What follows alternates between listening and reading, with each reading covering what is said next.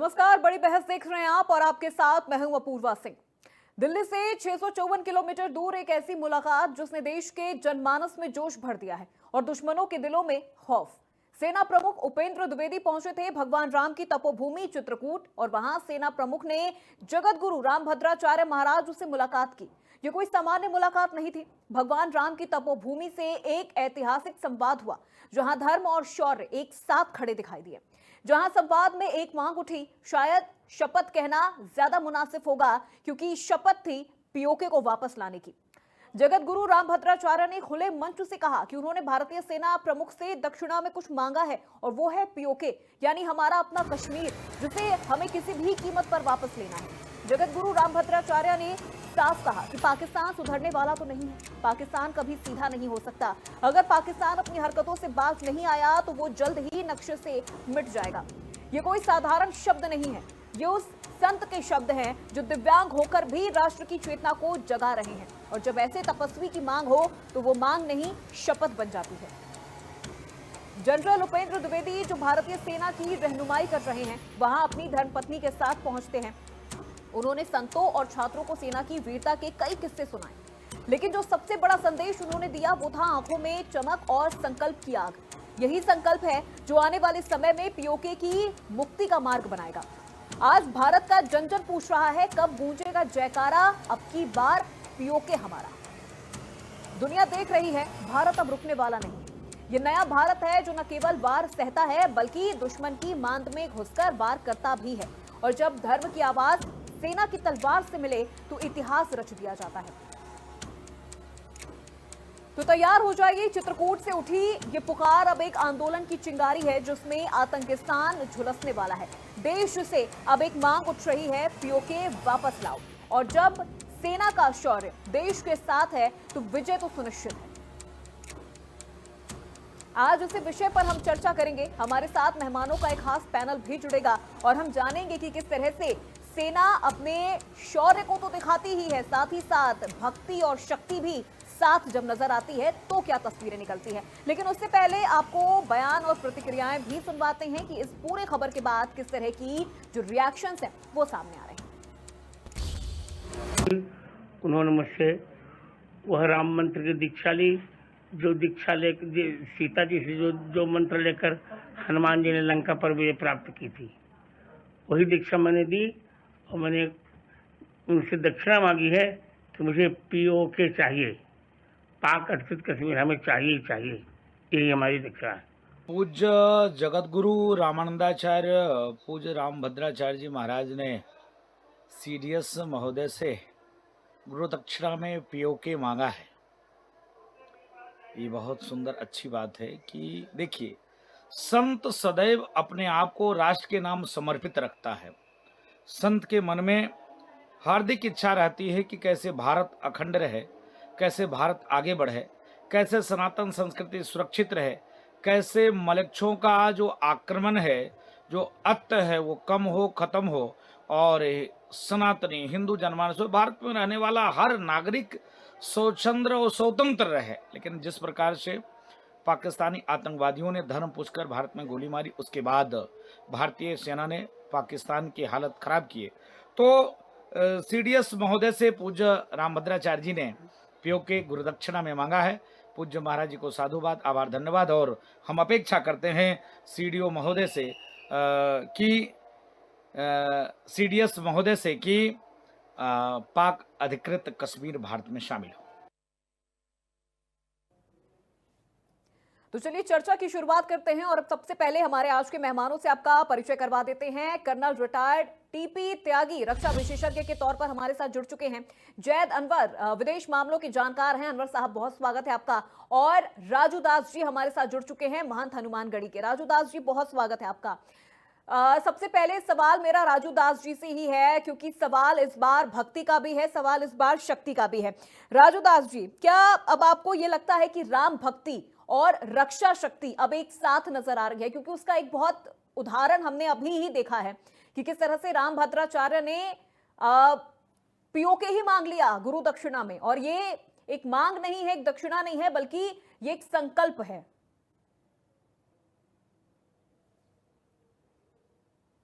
कहना चाहेंगे। राजू दास जी, आप अपना माइक संत अनम्यूट कर लीजिए जी। संत आवाज जा रही है? जी जी। पहले तो मैं निवेदन पूर्वक कहना चाहूंगा, संत सदैव अपने आप को राष्ट्र के लिए समर्पित करके रखता है। जी। संत के मन में सदैव भाव रहता है कि भारत में रहने वाले का, हर व्यक्ति का उत्थान हो, राष्ट्र सुरक्षित हो और संस्कृति और बढ़े और संस्कृति में रहने वालों का कल्याण हो और भारत अखंड हो। तो जब जगत गुरु रामभद्राचार्य जी महाराज के पास सीडीएस साहब जब पहुंचे तो उन्होंने राम मंत्र की दीक्षा दी और संत का काम है दक्षिणा लेना। तो दक्षिणा में उन्होंने पीओके मांगा। पीओके इसलिए मांगा क्योंकि लगातार एक नहीं अनेक बार भारत की ही भूभाग में आतंकवादी पनपे और भारत के ही लोगों की ही हत्या करे, क्योंकि वह भूभाग आतंकवादियों के कब्जे में है। तो आतंकवादियों के कब्जे में है तो वह भूभाग मुक्त होना चाहिए। इसके नाते उन्होंने मांगा कि पीओके पुनः भारत में शामिल हो, क्योंकि अभी आप लोगों ने देखा होगा सिंदूर के माध्यम के देश के यशस्वी प्रधानमंत्री जी ने ये कहा कि हम पाकिस्तान के ऊपर हमला नहीं करें, वहां पनप रहे आतंकवादियों के ऊपर हमला किया। जब पाकिस्तान ने दोबारा टारगेट किया भारत के ऊपर, तब भारत ने जब टारगेट किया तो उनके एयरबेस, उनके क्रिकेट स्टेडियम, ऐसे करके तमाम जगह भारतीय फौजों ने ठीक किया। तो कहने का मतलब है कि साधु सदैव भारत के उत्थान, भारत का कल्याण। तो मौका था क्योंकि उन्होंने मंत्र दिया तो कुछ चाहिए ना, दक्षिणा तो चाहिए ना, तो दक्षिणा में उन्होंने मांगा। महाराज जी को साधुवाद है, आभार है। बिल्कुल राजू दास जी, दक्षिणा में पीओके ही मांग लिया है। त्यागी जी, दक्षिणा में पीओके मांग लिया गया है, किस तरह से आप देख रहे हैं? अब तो देना ही पड़ेगा। अगर एक संत ने, और वो भी रामभद्राचार्य जी जैसे संत ने, अगर पीओके ही मांग लिया है तो फिर तो देना ही पड़ेगा। जी बिल्कुल ठीक कह रही हैं आप। दरअसल में संत और सैनिक, इनके जब वार्तालाप होते हैं तो वो इतिहास भी बनते हैं और वो सच्चे भी होते हैं। और संत भी कैसा, यानी के पद्म विभूषण जगत गुरु स्वामी राम भद्राचार्य, वो व्यक्ति जो 2 साल की उम्र में ही अंधा हो गया, उसके बावजूद बगैर ब्रेल की पढ़ाई के उन्होंने वो अपनी दिव्य दृष्टि से ज्ञान अर्जित किया कि 80 से ज्यादा किताबें लिखती और कविता की लेखक बने और भविष्यवाणी की और जो सच हुई। ऐसा तो संत। और सैनिक कौन? भारत का सेनापति यानी कि जनरल द्विवेदी। और जनरल द्विवेदी कौन? वो जो जब नॉर्दर्न कमांड में आर्मी कमांडर थे तब उन्होंने ये कह दिया था कि पार्लियामेंट इशारा करे, हम पीओके को लेने को तैयार हैं। वो संत। अब जब संत और सैनिक ने आपस में उन्होंने दीक्षा दी, दीक्षा में उन्होंने राम मंत्र दिया, बता दिया ये वो मंत्र है जो सीता जी ने हनुमान को दिया था लंका दहन के लिए, यानी कि अमोघ मंत्र है। और इन्होंने उनको प्रणाम किया, इन्होंने कहा कि दक्षिणा दीजिए, बोले दक्षिणा में मुझे पीओके चाहिए। अब मैं आपके दर्शकों को एक बात बताऊं कि संतों की और सैनिकों की जो मीटिंग है वो बहुत ही ज्यादा मीनिंगफुल होती है।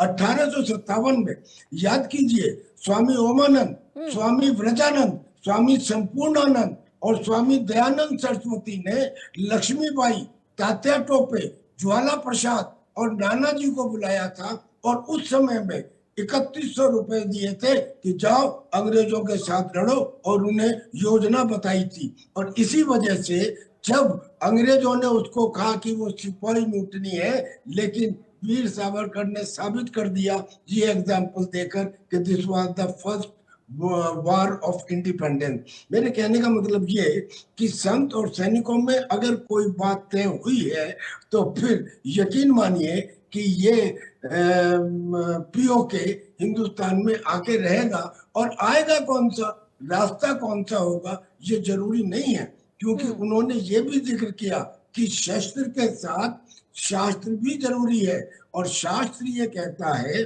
कि अगर कोई चीज सीधी उंगली से अपने आप आ रही है तो टेढ़ी उंगली करने की आवश्यकता भी नहीं होती। देखिए आज आज आपने सुना, आप देखिए टीटीपी, तहरीके तालिबान पाकिस्तान, उसका पीओके में क्या मतलब है?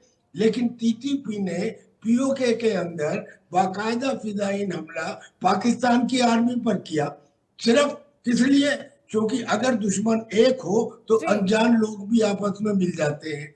पीओके के लोग तो पहले से ही इस बात के खिलाफ हैं कि वहां पे जो भी दहशतगर्दी है इसके पीछे वर्दी है, जो उन्होंने वहां पे उत्पात मचाया है जी। पाकिस्तान आर्मी ने पीओके जी। में, और जिस तरह से पीओके के लोगों के साथ दुर्भात हुआ है, लिहाजा वो तो पहले से ही इस बात से दुखी थे, पाकिस्तान की आर्मी के खिलाफ थे, टीटीपी भी खिलाफ थी। अब ये दोनों मिल गए और इनके साथ में बीएलए जी। मिल गया, जी। यानी कि ऐसी कंड्यूसिव सिचुएशन बन गई कि अब वहां के लोग स्वयं ही हिंदुस्तान से मिलने को तैयार है। समय बिल्कुल का बिल्कुल इंतजार। त्यागी जी, आपने सही कहा कि अब जब दक्षिणा में पीओके मांग ही लिया गया है तो देना भी बनता है। हालांकि अब किस तरह से वो चीजें इंप्लीमेंट होंगी ये तो गोपनीय चीजें हैं, ये हम ऐसे डिस्कस भी नहीं कर सकते हैं। लेकिन जैद अनवर साहब, क्योंकि आप विदेश मामलों के जानकार हैं, तो अब जब सेना भक्ति की भाषा बोलती है, क्योंकि जब सेना बॉर्डर पर होती है तब सेना गरजती है, दहाड़ती है,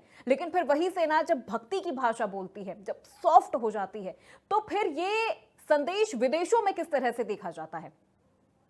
देखिए, मजहब एक दूसरी चीज होती है और मुल्क दूसरी चीज होती है, जी। ठीक है, टू डिफरेंट थिंग्स हैं। आपने जब जनाब ने जो बात रखी है, इनकी बातों में आप हनुमान का मुकाबला आज के लोगों के साथ नहीं कर सकती हैं, और और सीता का मुकाबला आज के धर्मगुरु के साथ नहीं कर सकते हैं। सीता ने एक गलती नहीं की अपनी जिंदगी में, तब वो सीता कहलाई होंगी, और हनुमान ने कितनी ही कुर्बानी दी है तब वो हनुमान कहलाते हैं। जी जी। ये सबसे बड़ी चीज है, तो आप कंपेयर नहीं कर सकते। आज मॉडर्न का जमाना है, आज फिंगर टिप पे आप एक दुनिया को जान सकते हैं, और जो दुनिया में हो रहा है आप एक दूसरे के बारे में जान सकते हैं। दुनिया बदल चुका है, उस जमाने के लोग अलग थे, तभी वो भगवान कहलाए हैं। अब आते हैं कि प्रैक्टिकल में क्या सच है। जी। राजनाथ सिंह साहब की जो बयान है उसका स्टेटमेंट आप उठाइएगा। उन्होंने कहा कि एक दिन आपको तो मौका मिला था ना, पूरा हिंदुस्तान साथ खड़ा था, हिंदू मुस्लिम सिख ईसाई तमाम साथ खड़े थे, साथ साथ ऑपोजिशन आपके साथ खड़ा था। ये तमाम चीज सवाल है ना। हम मानते हैं, हम अपने मुल्क की तरफ मोहब्बत वतन हमारे दिल में है, और इस मोहब्बत को आप हमसे नहीं छीन सकती है। ये जमीन हमारा है, और ओके भाई कश्मीर भी हमारा है, तो हम उसके लिए नहीं, हम उसके लिए डिनाई नहीं, हम के काबिलियत पे कोई शक नहीं कर रहे, उनके मोहब्बत पे कोई शक नहीं कर रहे, मगर हम डायलॉग पे नहीं चलते हैं। डायलॉग कहाँ चलता है आप उसको भी देखिए। मगर ये हिंदुस्तान इस पैमाने पे था कि अगर वो कोशिश करता था, एक माहौल दूसरा था। दुनिया में एक मुल्क था इंग्लैंड, बात पे गौर करिएगा, स्कॉटलैंड उससे विल्स उससे लगा हुआ था। मेरी बात कंप्लीट करने हुई है, बिल्कुल। ये सर्जिकल 2016 में पहली मर्तबा नहीं हुए सर्जिकल जी स्ट्राइक। जी बिल्कुल ये बिल्कुल। इतिहास जय रहा है, जी, आप हो चुकी बोलिए। है पहले भी। अली शाह जी उसको हमारे हम साथ जुड़ गए ट्रांसबॉर्डर हैं। अली शाह जी, मैं चाहूंगी आप अपना माइक अभी म्यूट रखें। जी जैद अनवर साहब, नुकसान पहुंचाते हो दुश्मनों को।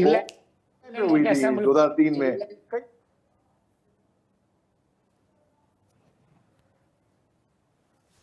ठीक है अनवर साहब, आप अपनी बात कंप्लीट करें।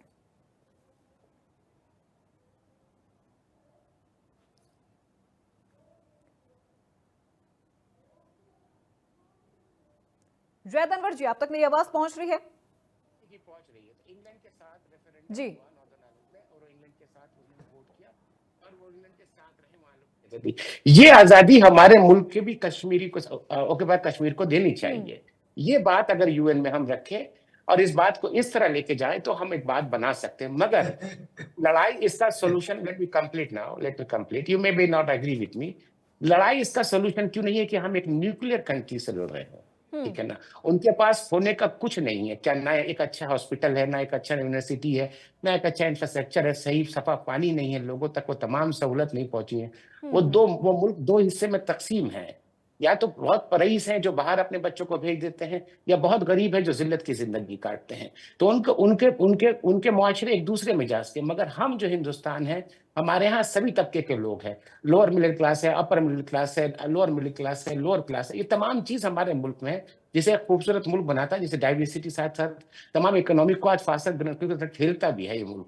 तो ये तमाम चीजें बातें हैं। मगर मोहब्बत वतन अगर एक मजहबी तौर पे कहिएगा, नो डाउट हमें भी मोहब्बत वतन है, मगर किसी मजहबी लोगों को पॉलिटिकली जगह देखना इज्जत नहीं देता, ये कहीं से भी नहीं। मजहब एक दूसरे पहलू होता है, पॉलिटिक्स एक दूसरे पहलू पे आता है। अगर इस दोनों को मैच करिएगा दूसरे जगह, आस्था क्या है? स्ट्रेस आउट है, हम साइंटिफिक वे से बात करिएगा तो। मजहब क्या है? सुकून का एक अल्फाज है जिससे आप तमाम चीज को खत्म करके आप सुकून के लिए आस्था के पास जाते हैं। अगर आस्था से आपको और उस जमाने की जब जाइएगा, आप उठा के तारीख में जाइएगा तो एकलव्य की बात करिएगा, द्रोणाचार्य की बात करिएगा, वो लोग दूसरे थे। उस वक्त तमाम के पास इक्वल पावर था और तमाम लड़ रहे थे एक जमीन के लिए नहीं, एक सत्य और झूठ के लिए लड़ रहे थे। तो आज लड़ाई जमीन की है। अगर जमीन की लड़ाई पे पॉइंट ऑफ व्यू डिफरेंट आ जाता है, मगर मोहब्बत वतन है, उन्होंने अपने मोहब्बत वतन से कहा। उनके ऊपर कोई शक नहीं है मुझे, एक धर्मगुरु के ऊपर उनके काबिलियत पे मुझे कोई शक नहीं है। एज ए इंडियन मैं उनके काबिलियत को सलाम करता हूँ। और मेरे वालिद भी नाबीना थे और स्कॉलर थे। नाबीना अंधा लफ्ज में नहीं कहूंगा, ये बहुत सख्त अल्फाज हो जाता है, नाबीना बोला जाता है, बहुत अदब से कहा जाए, ताकि धर्म एक बहुत बड़ी शख्सियत का नाम है वो, जिन्होंने बात रखी है। और बहुत से किताब के मुसन्निफ हैं, मैं उनकी कद्र करता हूँ। उनका एक जज्बात है, उस जज्बात को पूरे हिंदुस्तान की जज्बात से हमें कि हमें कश्मीर चौपट चाहिए। बिल्कुल वही बात है अनवर साहब की। हमने रामभद्राचार्य जी को जो कहते हुए सुना, वो उनके जज्बात है, लेकिन वो कहीं ना कहीं पूरे देश के लोगों के जज्बात से भी मिलते हैं। हमारे साथ मोहम्मद अली शाह जी भी जुड़ चुके हैं रक्षा विशेषज्ञ के तौर पर। मोहम्मद अली शाह जी, बहुत स्वागत है आपका। अभी आपने देखा भी होगा, पढ़ा भी होगा कि किस तरह से द्विवेदी साहब पहुंचते हैं, रामभद्राचार्य जी से वो मुलाकात करते हैं। रामभद्राचार्य जी उन्हें दीक्षा देते हैं, उन्हें गुरु मंत्र देते हैं और दक्षिणा में उनसे पीओके मांग लेते हैं। आप इसे किस तरह से देख रहे हैं कि सेना भक्ति के साथ साथ अब शक्ति यानी शस्त्र और शास्त्र दोनों में निपुण है?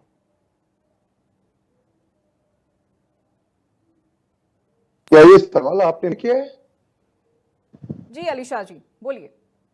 जी, ऐसा मान रहा है कि जी हाँ, कोई हर्जा नहीं है। जब आप हमारे सिद्धक जब मिलते हो, जब गुरु दक्षिणा में जब मांगते हैं, तो क्योंकि को वापस ना, मैं जानता हूं कि बिल्कुल अली शाह जी, आपको मैं रोकना चाहूंगी, आपके ऑडियो में कुछ दिक्कत आ रही है, हम उसे जल्दी सॉर्ट आउट करते हैं। राजू दास जी से मैं सवाल लेती हूँ, उसको मैं जल्द सर हम ठीक करते हैं, उसके बाद मैं आपसे सवाल लूंगी। राजू दास जी, सेना शस्त्र और शास्त्र के साथ जब मैदान में होती है तो अलग ही दृश्य देखने को मिलता है। आज भी जिस तरह से उपेंद्र द्विवेदी जी ने मुलाकात की और पीओके उनसे गुरु दक्षिणा में मांगी गई है। नहीं, देखिए, सेना ही नहीं, शास्त्र और शस्त्र के साथ कोई भी कार्य किया जाए वो कार्य अचूक रामबाण सिद्ध होगा जी। भारतीय फौज चाहती पहले तो आतंकवादी अड्डे के अलावा और तमाम जगह हमला कर सकती थी, कर सकते थे, कोई समस्या नहीं था। लेकिन आपने देखा होगा कि जहां जहां भी पाकिस्तानी आतंकवादी ट्रेनिंग सेंटर थे, उसी ट्रेनिंग सेंटर पे ही हमला हुआ और 9 जगह जहां जहां हमले हुए वहां कई आतंकवादी मारे गए। उसके बाद देखिए, उसके बाद जब दोबारा पाकिस्तान ने काउंटर अटैक किया, तब फिर भारत ने दोबारा अटैक किया, तब तत्काल देख लीजिए, शास्त्र और शस्त्र दोनों मिलकर जब वो हुआ तो जो मुँह मारा तय मैं मारा हूं, ठीक से मारा और ऐसा ठीक के मारा कि हालत खस्ता हो गई।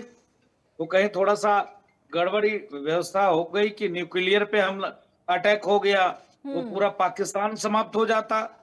ये तो मोदी जी को साधुवाद है, तुरंत संज्ञान में लेकर और भारतीय फौज को कंट्रोल, भाई ये हुआ कि नहीं, ठीक है, एक न एक दिन आतंकवादी को समाप्त किया जा सकता है। लेकिन इस समय में अगर परमाणु जहां बम रखे थे, वो परमाणु बम जब वो ब्लास्ट होता तब तो फिर पाकिस्तान के साथ साथ पूरी मानवता और कई देशों के ऊपर असर पड़ता। तो कहने का मतलब है कि जब कोई भी कार्य जो है शस्त्र और शास्त्र दोनों के साथ जब चलेगा तो वह व्यवस्था बहुत अच्छी तरीके से चलेगी, चिरकाल तक चलेगा और मर्यादित रहेगा और समाज के अनुकूल रहेगा। नहीं तो आप देखिए उनके पास भी असलहा था, आतंकवादियों के पास, उन्होंने धर्म को मार दिया। सेना के पास भी असलहा होता है, वो पूरी सिस्टम बनाकर अपराधियों को ठोकते हैं। तो कहने का मतलब है कि सेना शास्त्र और शस्त्र दोनों से चलती है। जब वो अच्छा कार्य करती है, वो अपराधी को कोई मतलब नहीं है, उनको शास्त्र से कोई मतलब ही नहीं है, उनको खाली शस्त्र से मतलब है कि बस आतंक फैलाना, लोगों को मारना, लोगों बिल्कुल, को परेशान करना। राजूदास जी, दंगा जब सेना शस्त्र और शास्त्र दोनों का इस्तेमाल करती है तब न्याय करती है। अली शाह जी, यही चीज मैं आपसे भी समझूंगी सर, क्योंकि चूंकि आज जो बात हो रही है वो सेना पर भी हो रही है और बात आज थोड़ी सी धर्म को लेकर भी हो रही है, क्योंकि उपेंद्र द्विवेदी जी ने आज मुलाकात की रामभद्राचार्य जी से और रामभद्राचार्य जी ने उनसे गुरु दक्षिणा में पीओके मांग लिया है। अब पीओके तो भाई देना ही पड़ेगा, जब इतने बड़े संत ने एक गुरु दक्षिणा मांग ली तो शिष्य का तो ये फर्ज बनता है ना कि वो दक्षिणा उन्हें दे। तो इसे आप किस तरह से देख रहे हैं? सेना ने शस्त्र और शास्त्र दोनों को साथ लेकर अब वो चल रही है, और जैसा कि अभी राजूदास जी भी कह रहे थे कि जब सेना शस्त्र और शास्त्र लेकर चलती है तब आतंकवाद पर प्रहार करती है। जी बिल्कुल, जब सेना शस्त्र और शास्त्र की चलती है तो बिल्कुल बहुत घातक हो रही है। और देखिए, क्योंकि हमको 100% में वो यकीन है मिलेगा। और अब बहुत देखिए मैं रखो हमारे देश के कार्य, मैं बीजेपी या कांग्रेस की बात नहीं कर रहा हूँ, सरकार द गवर्नमेंट जो सरकार है, रूलिंग पार्टी है, उसमें भर रखो। वो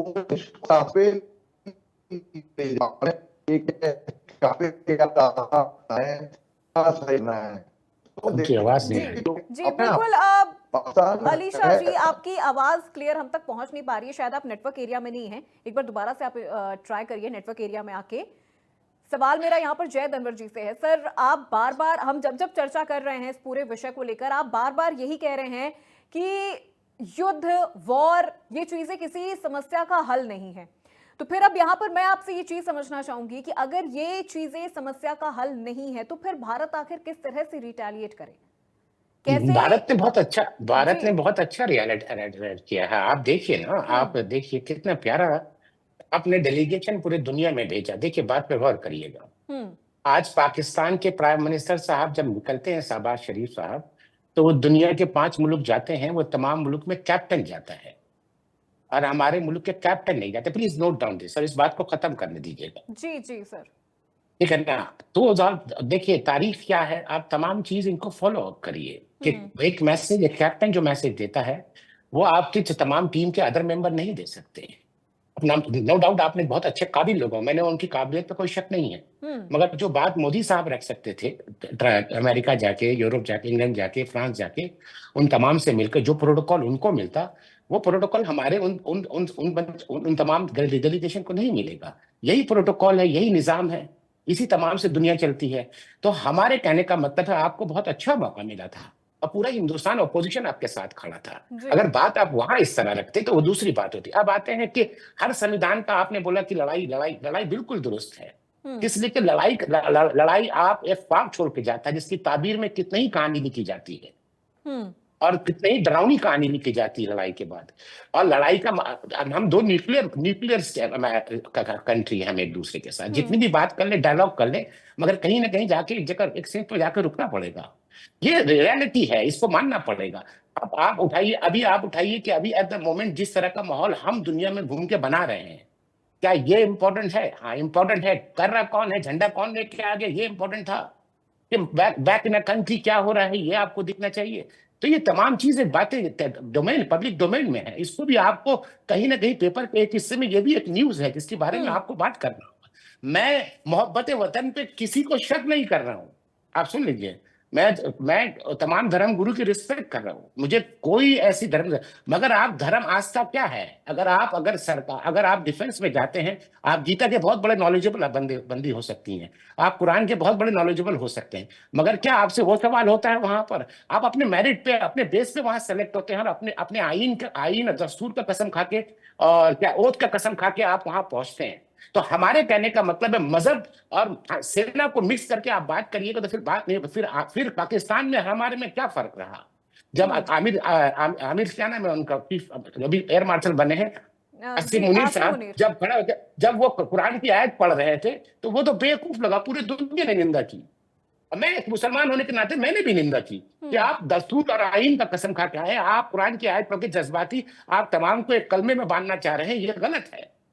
तो बात यह है कि मजहब, मैं फिर आता हूं, मुझे जी। कोई उनके ऊपर कोई शक नहीं, उनका बहुत इज्जत करता हूं मैं, मगर मजहब और सेना को अगर आप साथ मिलाइएगा या मजहब और सेना को मिला के आप कोई बात करिएगा तो फिर वो बताइए कि जब एक मजहब उनके पास भी था, कुरैशी साहिबा के पास भी था, उनका किरदार क्या होगा? आप सवाल का जवाब दीजिए तो फिर बात यानी समझे। यानी अगर ये कोई जो लड़ाई है ये मजहब को बीच में नहीं लाना है, नहीं, मजहब ये को हमारा बीच में नहीं मोहब्बत लाना वतन है, है। ये मोहब्बत वतन, ये हाँ। हमारे मुल्क की सेना मोहब्बत वतन सेना है, की no जो doubt। कार्रवाई है वो मजहब से हटके, मजहब से ऊपर उठ के अच्छा। होनी चाहिए। अली शाह जी, होनी क्या चाहिए। आप पहले तो आप इस पे प्रतिक्रिया दीजिए। आज उपेंद्र द्विवेदी जी ने जिस तरह से मुलाकात की और उनसे गुरु दक्षिणा में पीओके मांगा गया, लेकिन जैद अनवर साहब थोड़ा सा डिफरेंट होके वो कह रहे हैं कि मजहब को बीच में नहीं लाना है।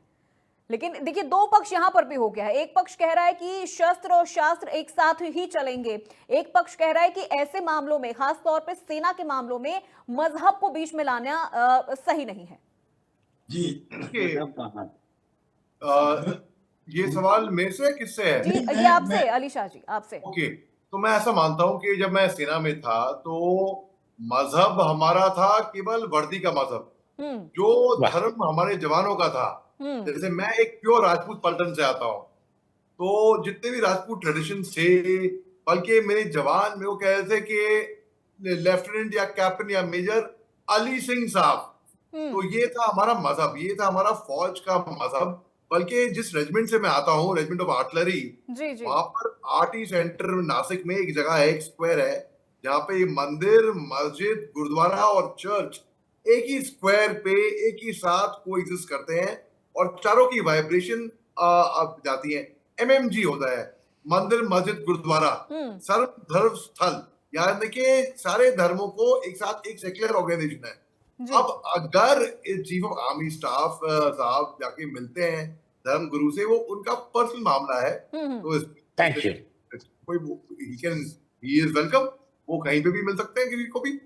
जब आप सेना में, तो ऐसा नहीं होता कहीं पे, सेना में कोई प्रोफाइलिंग नहीं हो रही। जैसे कि पाकिस्तान के सीमा प्रमुख वहां पे बोलते हैं कि पाकिस्तान के, क्योंकि अभी सेना प्रमुख, मेरे को शर्म आती है कि वर्दी में सेना प्रमुख पाकिस्तान के ऐसी घटिया घिनौनी सोच रख सकते हैं, जिन्होंने अपने आप को फील्ड मार्शल करने की कोशिश की, लेकिन दुनिया उनको फील्ड मार्शल के नाम से जानती है। उन्होंने कहा था कि हिंदू और मुसलमान अलग अलग हैं, टू नेशन थियरी की बात की थी, ये साथ नहीं रह सकते। हिंदुस्तान की सेना में तो ऐसा कुछ है बिल्कुल है ही नहीं, ना कुछ हो रहा है। तो मैं कह रहा हूँ, इसको फालतू में पॉलिटिसाइज हो रहा है ये मामला, इसको पॉलिटिसाइज नहीं होने दीजिए, इसको यहीं पे रोक दीजिए, क्योंकि सेना को अलग रखिए, बिल्कुल धर्म से मैं मानता हूँ ये बात, अलग रखिए। अगर पर्सनल कैपेसिटी पे कोई जाता है, किसी धर्म गुरु से मिलता है, तो मोस्ट वेलकम।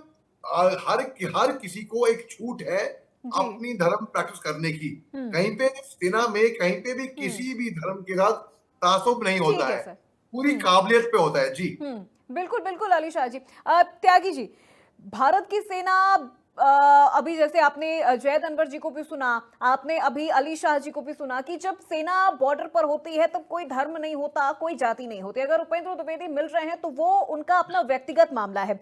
जो धर्मनिरपेक्ष एक छवि है, वो क्या ये चीजें उससे मेल खाती हैं?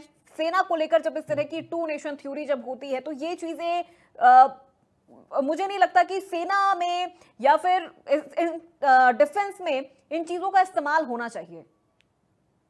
देखिए, जो मोहम्मद साहब हैं, मैं इनका इस्तेमाल करता हूँ। मोहब्बत वतन ये कह रहे हैं, सबको है मोहब्बत वतन, इसमें शक करने की आवश्यकता क्या है? अगर मोहब्बत वतन पे शक होगा तो फिर सब हमें आपके ऊपर भी शक हो जाएगा। तो ये तो कोई नई बात नहीं है, मोहब्बत वतन सबके लिए है। जी अब जो ये बात है, इन्होंने जो एक एग्जांपल दी स्कॉटलैंड की और इंग्लैंड की, वो एग्जांपल पीओके और हिंदुस्तान के साथ में तालमेल नहीं रखती। इन्होंने कहा कि साहब प्लेबिसिट कर लेना चाहिए। भाई मेरे को एक बात बताओ कि हम अगर दो देश हैं आपस में, हम जबरदस्ती अपनी बात को किसी तीसरे के पास ले जाएं, उसका तो हम नुकसान आज तक भुगत रहे हैं यूएनओ में जाने का। और यूएनओ में जाने में क्या कोई मसला आज तक सॉल्व हुआ है? क्या फिलीपींस और चीन का मसला सॉल्व हो गया? तो ये चीजें हमें आपस में बात करनी है। अब बात बची जब धर्म की है, तो बिल्कुल अली शाह ने सही कहा है, एंड ही नोज कि आप चाहे गोरखा हो या चाहे आप मराठा हो या चाहे कोई सी भी यूनिट हो, यूनिट कोई सी भी हो, मगर उसमें मंदिर भी होगा, मस्जिद भी होगा, गुरुद्वारा भी होगा, चर्च भी होगा।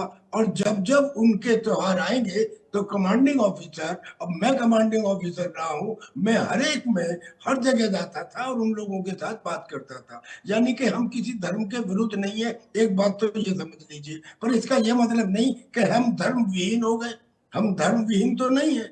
और फिर अगर एक ऐसी बात कही गई, उन्होंने कहा कि मुझे दक्षिणा में पीओके चाहिए। अब पीओके की बात क्या उस समय लोगों ने प्रॉब्लम नहीं की जब हमारे अमित शाह जी ने पार्लियामेंट में कहा कि गिलगित बाल्टिस्तान और पीओके को क्या आप हिंदुस्तान का हिस्सा नहीं समझते, जान दे देंगे हम इसके लिए? या जब हमारे डिफेंस मिनिस्टर ने कहा कि पीओके ऊपर ये बात होगी और किसी चीज के ऊपर नहीं होगी, और हमारे प्राइम मिनिस्टर ने भी कह दिया। तो यानी कि पीओके को लेना तो एज इट इज हमारी प्लान में है। अब सवाल ये है कि अगर पद्म विभूषण जगत गुरु स्वामी राम भद्राचार्य जी ने उनसे दक्षिणा में ये मांगा है, तो अगर पीओके लिया भी जाएगा तो उसमें कुछ ना कुछ तो मिलिट्री एक्शन होगा। हालांकि स्थिति ये है कि वो मिलिट्री एक्शन की आवश्यकता नहीं पड़ेगी। दो एग्जांपल मैंने आपको दी। पहली तो ये दी कि टीटीपी का पीओके के अंदर कोई काम नहीं है, लेकिन टीटीपी आ गया, वहां पे उन्होंने फिदायीन हमला किया और तहरीके तालिबान पाकिस्तान ने पाकिस्तान की आर्मी के कुछ सिपाहियों को मार दिया। जबकि टीटीपी का कोई मतलब नहीं। क्यों आया? क्योंकि उनको भी लग रहा है कि पीओके में जो लोग हैं उनके ऊपर वहां की आर्मी अत्याचार। लेकिन त्यागी साहब, बात तो वही है कि जी एक सेकंड और कि पीओके के अंदर नीलम और झीलम रिवर्स हैं, इनके ऊपर हाइड्रो इलेक्ट्रिक प्रोजेक्ट बनाए गए। वो हाइड्रो इलेक्ट्रिक प्रोजेक्ट में पहले तो उनकी पाकिस्तान सरकार ने करीब 800 करोड़ का घोटाला किया, बट नेवरदीलेस जो वो बने, वहां पे पैसा किसका, मतलब मेहनत किसकी? पीओके के लोगों की। जमीन किसकी? पीओके की। लेकिन जो बिजली बनी वो इतनी महंगी कि वो जाएगी जिंदगियां, यानी कि फिर उसको खरीद नहीं पाएंगे पीओके के लोग। 14 रुपए यूनिट से तो स्टार्ट हुई है। तो अब कहने का त्यागी मतलब ये, जी तो पीओके के लोग जो इतनी तरह से परेशान हो चुके हैं और ऊपर से टीटीपी मिल गया और इन दोनों के साथ कंपाउंडिंग हो गई। जो अफगानिस्तान के तालिबान है वो भी ये कह रहे हैं कि हम अपनी नदी के ऊपर डैम बनाएंगे, पानी यहाँ का हमारा खून है, ठीक हम है इस सर, खून को ठीक है त्यागी जी। पाकिस्तान लेकिन को देखिए अब एक सवाल यहाँ पर ये भी उठ रहा है, ठीक है पीओके तो हमारा है और वो हमारा होकर ही रहेगा एक दिन, लेकिन अनवर साहब और अली शाह साहब का जो सवाल है वो ये है कि क्या राष्ट्रवाद को धार्मिक मंचों से जोड़ना सही है? क्या बिल्कुल राष्ट्र सही है। में जी बिल्कुल सही है। फिर तो सर राष्ट्रवाद यहाँ को पर तो देखिए, फिर सर सुनिए चीजें सर, क्लैश होंगी ना, कॉन्फ्लिक्ट वाली चीजें हो जाएंगी। हमारी संस्कृति में शस्त्र और शास्त्र दोनों है। मुझे जी एक जगह बता दीजिए जहां किसी हमारे गुरु ने कहा हो कि केवल शस्त्र का इस्तेमाल करो, शास्त्र का मत करो। ये एक ब्लेंड होती है, ये ठीक है ब्लेंड सर, होती है। ठीक है। शस्त्र एक और शास्त्र का सवाल इस्तेमाल राजू करना। दास जी से, ठीक है एक सवाल राजू दास जी से, फिर मैं अनवर साहब का रुख करूंगी। राजू दास जी देखिए, एक पक्ष कह रहा है कि राष्ट्रवाद को धार्मिक मंच से जोड़ना सही नहीं है, एक पक्ष कह रहा है कि शस्त्र और शास्त्र को साथ लेकर ही चलना है।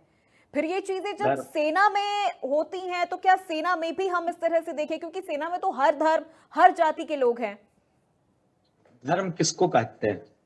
धर्म की जय हो, अधर्म का नाश हो, प्राणियों में सद्भाव हो और विश्व का कल्याण हो, ये धर्म है।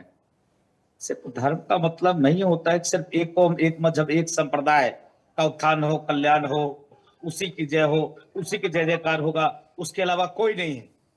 सनातन यह सिखाता धर्म की जय हो, अधर्म का नाश हो, अधार्मिक कोई हो उसका सर्वनाश हो, धार्मिक कोई भी हो उसका जय हो।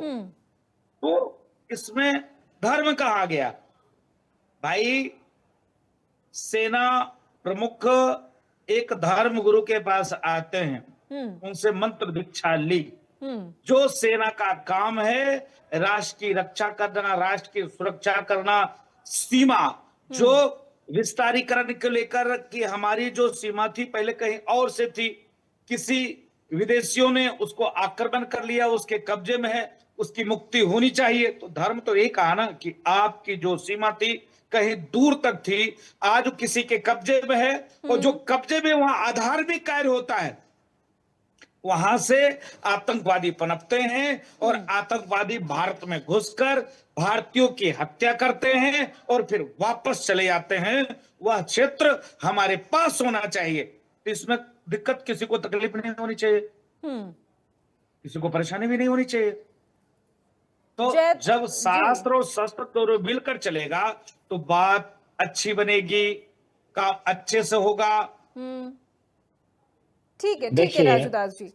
जी बिल्कुल। अनवर साहब देखिए, एक धार्मिक संत की ओर से पीओके की मांग करना, हम इसे एक राष्ट्र प्रेम के हिसाब से भी तो देख सकते हैं, इस दृष्टि से भी हम देख सकते हैं कि ये राष्ट्र प्रेम है उनका। देखिए उनके उनके उनके मोहब्बत पे कोई शक नहीं है, बात पे गौर मैंने अभी अली शाह साहब की बात सुनी और मेजर साहब की बात सुनी, दोनों के मुंह पे एक बात आ रहा था कि मंदिर मस्जिद गुरुद्वारा तमाम चीज दिखती है। मैं तो मिलिट्री में नहीं हूँ, मगर उनके मुंह की बात है और उसी पे यकीन करना भी जरूरी है, खाए वो एक क्वालिफाइड लोग हैं, वहां से उठ के आए। तो इससे एक लफ्ज निकलता है, एक इंग्लिश का अल्फाज है सेकुलर, ठीक है। और हिंदुस्तान का जब कॉन्स्टिट्यूशन लिख रहे थे तो हमारे आबा वजदाद, तो उसमें एक अल्फाज था secular, republic of India, Hindu as India नहीं था। तो इस अल्फाज को समझिएगा पहले, पहली बात यहाँ हो गई। दूसरी बात क्या है, तो बाद में जोड़ा गया है भाई साहब, ये अल्फाज तो बाद में जोड़ा गया है, और सेकुलर के मीनिंग आज तक हर आदमी के हिसाब से अलग अलग बदलते हैं। अब आप सेकुलर मीनिंग का मतलब क्या होता है?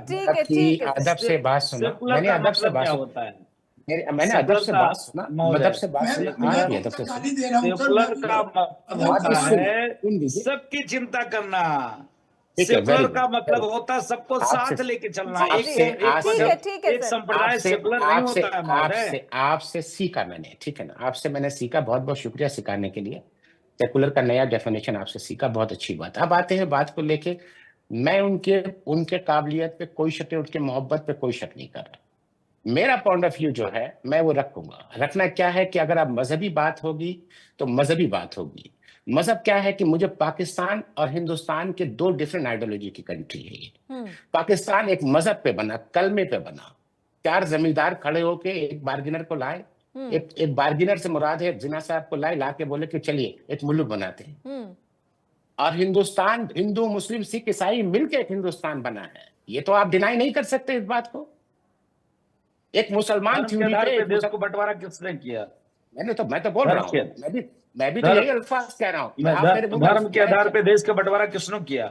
सनातनी हम हैं इसलिए सबको गले लगा रहे। आज सीरिया, ईरान, इराक, लेबनान में हिंदू, सनातनी, सिख, जैन, बौद्ध, पारसी क्यों नहीं है?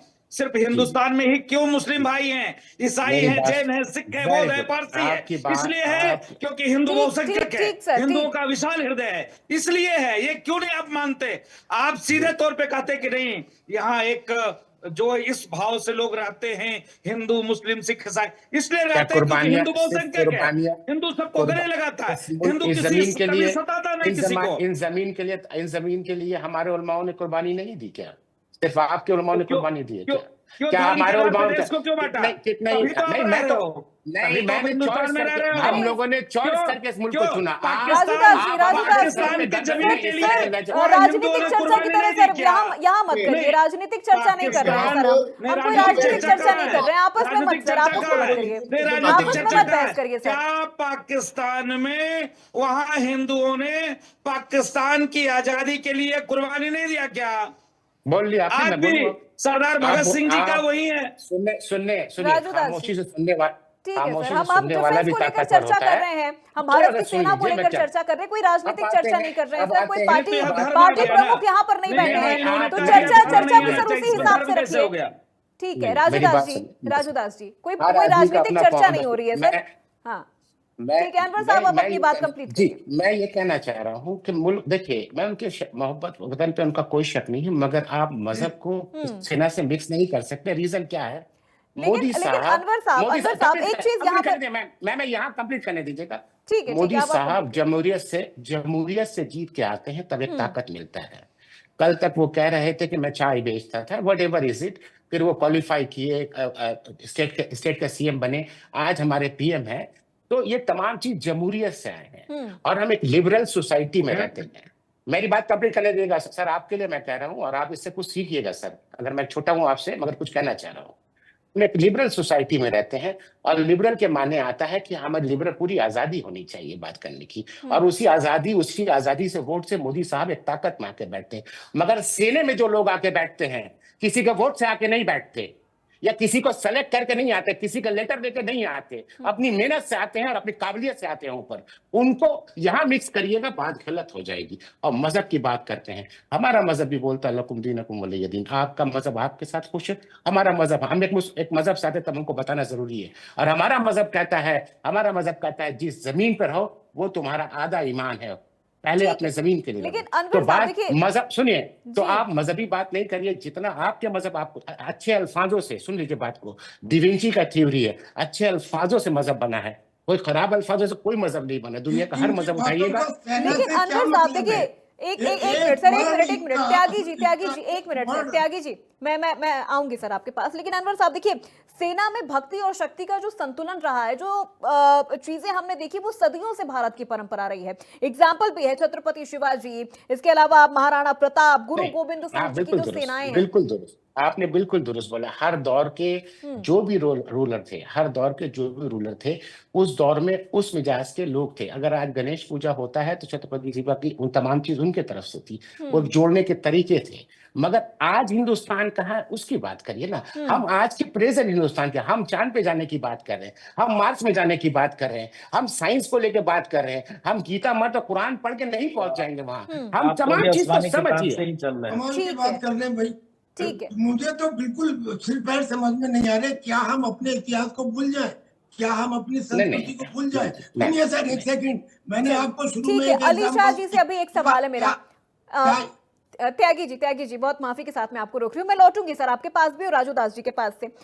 अली शाह जी से सर मेरा सवाल है, देखिए आज का जो सैन्य नेतृत्व है सर, वो रणनीति नहीं है बल्कि संकल्प की भावना से प्रेरित है। और जिस तरह से एक धर्म गुरु के द्वारा अगर पीओके गुरु दक्षिणा में मांगा जाता है, तो सर मुझे लगता है कि इससे सेना का मनोबल और ज्यादा बढ़ता है। मैं यहाँ पर किसी धर्म की बात नहीं कर रही, मैं ना हिंदू की बात कर रही हूँ, ना मुस्लिम की बात कर रही हूँ, ना किसी जात की मैं बात कर रही हूँ, मैं ऑल ओवर सेना की बात कर रही हूँ। मनोबल बढ़ता है। जी अपूर्वा जी, आपने बिल्कुल सही बोला है। लेकिन देखिए, मैं यहाँ पर मोहम्मद साहब की बात भी समझ रहा हूँ, मैं राजू दास साहब की बात समझाऊं, और कर्नल त्यागी की बात भी समझाऊं। मैं सब एक ही पेज पे है वैसे, अगर मैं अपनी नजरों से देखूं तो। लेकिन समझने में तीनों में एक कंफ्यूजन यहाँ पर हो रहा है, क्लैश हो जा रहा है सर। तीनों प्राउड हिंदुस्तानी है, अपना देश पहले रखते हैं, बिल्कुल इस पे कोई शक की बात है ही नहीं। तो इस पे मैं समझ पा रहा हूँ कौन क्या कहने की कोशिश कर रहा है, बिल्कुल समझ पा रहा हूँ, कोई गलत नहीं है यहाँ पर, अपनी अपनी जगह पे सब सही है। लेकिन समझने की बात है। अब देखिए, जब आपकी सवाल पे बात आती है, क्या इसी सेना का मनोबल बढ़ता है? बिल्कुल बढ़ता है, और सेना जाकर ले आएगी पीओके, वो तैयार है, बस आदेश की देरी है। हमारी सेना में कोई कमी नहीं है, कोई काबिलियत बहुत है। जी बिल्कुल सर, जितना लोग समझते हैं उससे ज्यादा काबिलियत है हमारी देश की सेना ने, बल्कि अभी अपना दमखम भी दिया। अब बात करते हैं सेक्युलर की। सेक्युलर देखिए, all religions are treated with equal, आपको साथ लेके चलना है। हमारे प्रधानमंत्री साहब ने भी कहा था, हमारे देश की ताकत सबसे बड़ा हथियार है कि सारे मजहब एक साथ है। देखिए, ये हिंदू, मुस्लिम, सिख, ईसाई, ये अलग अलग उंगलियां हैं, जब ये साथ मिल जाती है तो एक मुट्ठी बन जाती है ताकत। तो हमारे देश की सबसे बड़ी ताकत ये है कि पाकिस्तान एक धर्म के नाम पर वो अलग मैं ये जेब देना चाहता हूँ अपने मुल्क को, बस यही बात है। आतंकिस्तान कहूंगा उसको मैं, ठीक है। हिंदुस्तान की खासियत क्या है, क्योंकि हिंदुस्तान और पाकिस्तान की कभी बनी नहीं है और कभी बनेगी भी नहीं। मैं बहुत देखिए अमन की आशा, बहुत पीस टॉक्स कर लिए, बहुत करके देख लिए, लेकिन फैक्ट इस बात का है क्योंकि वहां के देखिए आप फर्क देखिए, वहां के चीफ ऑफ आर्मी स्टाफ वहां पर टू नेशन थियरी की बात करते हैं, हिंदू मुसलमान की बात करते हैं, बांटने की कोशिश करते हैं। यहाँ पर नहीं है ऐसा। यहाँ पे हर एक सेना में काबिलियत दिखी जाती है, कोई धर्म दिखाया नहीं जाता किसी को। आप देखिए कर्नल सोफिया कुरैशी को देख लीजिए आप। कर्नल सोफिया कुरैशी वहां पर इसलिए नहीं गई क्योंकि मुसलमान थी, वो काबिल ऑफिसर थी, इसलिए नहीं कि वो मुसलमान थी। आप विंग कमांडर व्योमिका सिंह को बात कर लीजिए, ये नहीं कि उनकी धर्म, उनकी जाति या उनकी कास्ट क्या थी, काबिल ऑफिसर थी एयरफोर्स से। आप फॉरेन सेक्रेटरी विक्रम मिश्री साहब को देख लीजिए, वो हालांकि लोग कुछ भी बोले, ऑप्टिक्स कुछ भी बोले, लेकिन बात यह है सेना में कोई धर्म दिखता नहीं है जो काबिल है। कर्नल टीपी त्यागी साहब जब सीओ साहब थे, अगर मैं उनकी कमांड में होता, वो देखते नहीं कि मेरा नाम मोहम्मद अली शाह है, वो देखते सबसे काबिल ऑफिसर इस काम के लिए कौन सा है, उस ऑफिसर को मैं उस हिसाब से वो काम दूंगा। तो सेना में कभी ऐसा नहीं होता, कभी कोई धर्म या कोई, पाकिस्तान की सेना में ऐसा होता होगा, क्योंकि पाकिस्तान की सेना में मैं होता है। ये प्रश्न करता हूँ, क्या पाकिस्तान की सेना में हिंदू नहीं है क्या पाकिस्तान के अंदर हिंदू नहीं है क्या? जिस तरीके का सलूक उनकी माइनॉरिटीज के साथ होता है, भाई मेरे को शर्म आती है देखकर के बांग्लादेश में क्या हो रहा है, पाकिस्तान में क्या हो रहा है, अन्य देशों, चीन में क्या हो रहा है, ईरान में क्या हो रहा है, अन्य देशों में माइनॉरिटीज के साथ क्या हो। भाई हिंदुस्तान में हम सब अपने अपने अपने वतन से बहुत प्रेम करते हैं, अपनी मिट्टी से सबको प्रेम है। भाई मैं बताऊं, बल्कि मोहम्मद साहब का और अनवर साहब का और हमारा खानदान जो है, उनके पास तो चॉइस भी था कि हमारे के टाइम पे उस पर जाना है, इस पर जाना है। नहीं, हम हिंदुस्तान की मिट्टी से बने हुए हैं, हम हिंदुस्तान का नमक खाया है, बिल्कुल सर, वही चीजें हैं कि सेना में इस तरह से धर्म और जाति देखकर ना तो वहां पर नियुक्ति होती है, ना किसी की सिफारिश पे नियुक्ति होती है। सेना की नियुक्ति उनके मनोबल पर होती है, सेना की नियुक्ति उनकी क्षमता पर होती है।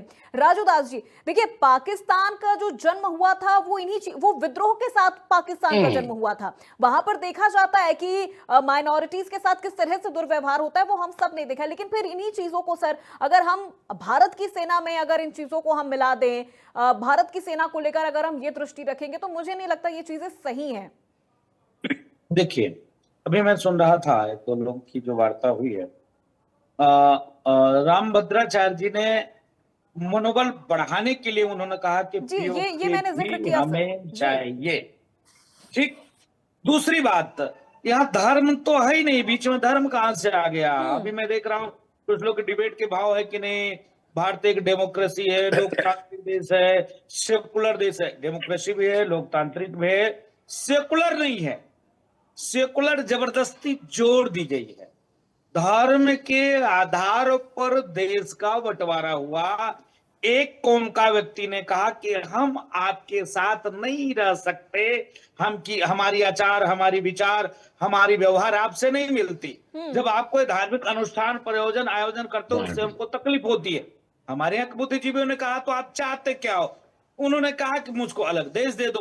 हमारे यहाँ के बुद्धिजीवियों ने दिल पर पत्थर रखकर कहा चलो ठीक है ले लो। फिर भी हमारे यहाँ बुद्धिजीवियों ने कहा कि नहीं, जो मुस्लिम भाई हिंदुस्तान में रहना चाहते हो हिंदुस्तान में रहेंगे। तब भाई आपने क्यों दिया? माँ भारती के टुकड़े क्यों किए? वहीं से गलती शुरुआत हो गई। अगर ये जब इस प्रकार के भाव, जब यहाँ पर भी अब ये धर्म मतलब कट्टरता के भाव से चल रहे हैं। एक तरफ तो कह तो रहे हैं कि नहीं सेना ने अच्छा किया, सेना को अच्छा करना चाहिए, तो पाकिस्तान में हमला, ये तो विषय है। भारतीय फौज किसी मजहब, किसी संप्रदाय, किसी पंथ नहीं, फौज के लिए देश सर्वप्रथम होता है। उनकी सेवा राष्ट्र सेवा, उनकी सेवा राष्ट्र प्रथम। उनके लिए हिंदू मुस्लिम सिख ईसाई कोई मायने नहीं रखता। उनके लिए मायने रखता है अगर कोई आतंकवादी देश में आक्रमण करता है तो उसको मारेंगे। अगर उनको लगता है कि नहीं हमारी भूभाग को अलग कंट्री वालों कब्जा करे तो उनके ऊपर अटैक करेंगे। तो यहाँ धर्म तो है ही नहीं है। बिल्कुल राजू दास जी, धर्म ये है राष्ट्रभक्ति। सिर्फ एक ही धर्म है, राष्ट्रभक्ति और राष्ट्र की सेवा करना। सर, क्लोजिंग कमेंट लेना चाहूंगी मैं टीपी त्यागी जी, सबसे पहले आपसे, क्या ये नया भारत है जहां पर हम ये कह सकते हैं कि सेना सिर्फ शस्त्र ही नहीं बल्कि शास्त्र से भी प्रेरणा लेती है? जी, एक तो मैंने आपको शुरू में एग्जांपल दी थी कि 1857 में स्वामी ओमानंद, स्वामी विवेकानंद, स्वामी संपूर्णानंद, स्वामी दयानंद सरस्वती ने, ये सब संत थे और हिंदू संत थे, इन्होंने बुलाया लक्ष्मीबाई को, तात्या टोपे को, ज्वाला प्रसाद को, नाना जी को, और तब 3100 रुपए देके कहा कि जाओ अंग्रेजों के साथ लड़ाई लड़ो। यानी कि क्या हम ये कह देंगे कि ये धर्म के ऊपर बात थी, लिहाजा नहीं करनी चाहिए थी? अच्छा, मैं इनकी बात से बड़ा सहमत हूँ मोहम्मद साहब, आपका शुक्रिया। मादरे वतन के साथ मोहब्बत, यस, पर एक सवाल, क्या पीओके को लेना मादरे वतन की मोहब्बत नहीं होगा? और नहीं, अगर आपकी बात, अगर पीओके को लेना मादरे वतन की मोहब्बत है, तो वो शब्द चाहे राम भद्राचार्य जी के आए या किसी सिख गुरु से आए या किसी मुस्लिम गुरु से आए, भाई उसे एक्सेप्ट करो, because it is in the interest of the nation. वही चीज, बिल्कुल वही बात है त्यागी जी, कि बस पीओके आए, चाहे कैसे भी आए, बस पीओके आ जाए। अली शाह जी, आपसे सर एक फाइनल कमेंट, इस तरह की जो मांग, अगर धार्मिक मांग है, पीओके को गुरु दक्षिणा के तौर पर मांगा जा रहा है, तो ये एक धार्मिक मांग है या राष्ट्रीय उद्देश्य के तौर पर आप इसे देख रहे हैं?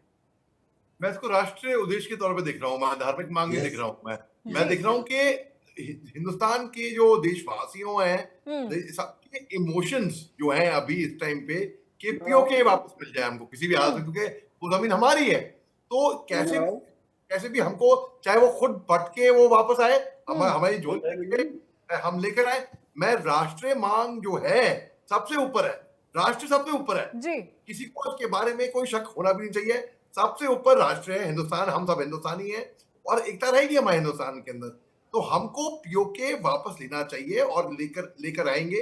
पाकिस्तान को इसमें कोई शक कहीं से भी दूर से नहीं होना चाहिए। बिल्कुल। अनवर साहब, आपका क्या रहेगा क्लोजिंग स्टेटमेंट इस पूरे विषय पर? देखिए, मैं फिर कहता हूँ, उनका खैर मकदम, उन्होंने जो स्टेटमेंट दिया पीओके हमें चाहिए और हमें भी चाहिए एज ए इंडियन, ठीक है, मगर कौन सा बात किससे कही जाए, ये भी एक सवाल है। ठीक है, मोदी साहब को इस हुकूमत को एक अपॉर्चुनिटी मिला था, पूरा हिंदुस्तान साथ था, क्यों नहीं, आप क्यों सीज फायर कर लिया? किसके कहने पे सीज फायर आपने किया? और आप पूरे दुनिया में डेलीगेशन भेजे, आप क्यों नहीं गए रिप्रेजेंट करने के लिए? आप यहाँ पूरे हिंदुस्तान में कश्मीर से कन्याकुमारी तक आप घूम रहे हैं, आप कश्मीर नहीं पहुंचे अभी तक जहां हादसा हुआ। मैं एक हिंदुस्तानी होने के नाते सवाल कर रहा हूँ अपने प्राइम मिनिस्टर से, को मोहब्बत था, क्यों नहीं वहीं पहुंचे? राहुल गांधी 2 दफा पहुंच गए, क्यों नहीं वो, उनका जिक्र खैर नहीं होता पूरे हिंदुस्तान में? बात सवाल है, आप किससे कौन सा सवाल कर रहे हैं, ये जवाब है ना। कौन सी बात कहाँ कैसे कही जाती है, ये सलीका हो तो हर बात सुनी जाती है। तो बात क्या है कि आप किससे कौन सा सवाल कर रहे हैं?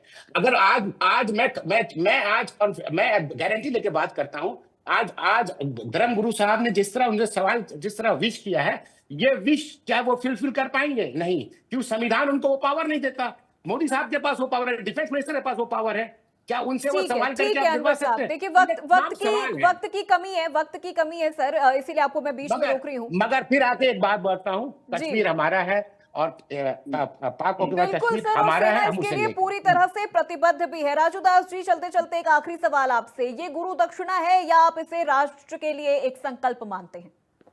ये राष्ट्र के लिए संकल्प है जी, साधु संकल्पित है, सेना संकल्पित है, राष्ट्र के लिए सेना भी समर्पित रहते हैं, समाज के लिए संत भी अपने आप को समर्पित करके रखते हैं। इसके नाते आज से नहीं, कई कार्यक्रमों में उन्होंने अपना पीओके का ही नाम दिया था जगतगुरु रामभद्राचार्य जी ने, कि एक यज्ञ भी किया था, एक और भी कार्यक्रम, कई कार्यक्रमों कर चुके हैं कि पीओके भारत में होना चाहिए, इसलिए क्योंकि पीओके भारत की हिस्सा है, राष्ट्रभक्ति है, इसको धर्म से ना जोड़ा जाए। बिल्कुल, बहुत शुक्रिया सभी मेहमानों का। चर्चा को यहीं पर समाप्त करते हैं। सभी मेहमानों का बहुत शुक्रिया हमारे साथ इस चर्चा में जुड़ने के लिए। तो देखिए, जब भारतीय सेना जब सीमा पर होती है तो वो सिर्फ सीमा की सुरक्षा नहीं करती, बल्कि वो हर एक भारतवासी की सुरक्षा करती है, उनके भावनाओं की सुरक्षा करती है, उनकी धार्मिक आस्थाओं की भी सुरक्षा करती है। वो ये नहीं देखती कि हम किसके लिए यहाँ पर है, क्या हमारे पीठ के पीछे हिंदू खड़ा है, मुस्लिम खड़ा है, सिख है या फिर ईसाई है। उसके लिए उस वक्त सिर्फ उसकी भारत माता नजर आती है, जिसकी रक्षा के लिए वो बॉर्डर पर तैनात रहता है।